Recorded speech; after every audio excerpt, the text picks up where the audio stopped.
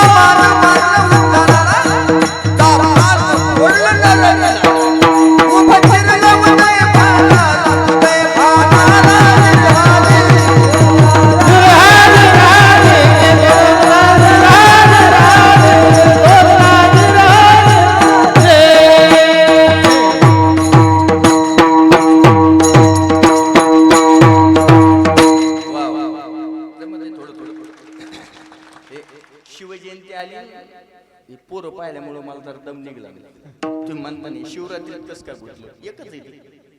आलं का लक्षात? शिवरात्र आणि शिवजयंती शी पासून सुरू होते, शिवाजी महाराजापासून. म्हणून या गोष्टी आणि छत्रपती शिवाजी महाराज अवतारच भोलेनाथाचे होते. म्हणून बरं वाटलं तुम्हाला? चांगलं. तुम्हाला बरं वाटलं की आम्हाला बरं वाटलं, बाकी काही. आणि तुमची गरज आहे, तुम्ही कीर्तनाला आले पाहिजे. उद्या आपण जर गेलो, जाणार नाही एवढ्या लवकर, पण गेलो तर उद्या यांच्याकडे नियोजन माऊली करावं लागणार आहे सगळ्या. म्हणून आनंद वाटला.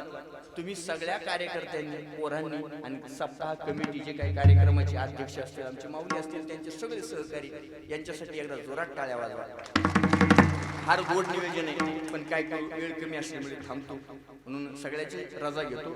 शिवजयंती आनंदात साजरी करा, उत्साहात साजरी करा. तो आपला दिवस आहे.